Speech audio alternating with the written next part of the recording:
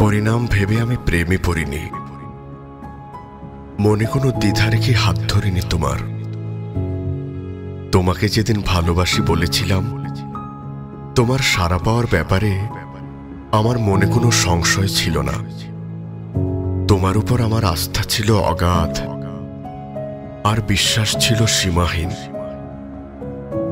কখনো মনে হয়নি তুমি আমাকে প্রত্যাখ্যান করবে। সেদিন ভাবিনি জগতের কোনো বিশ্বাসই অটুট নয়।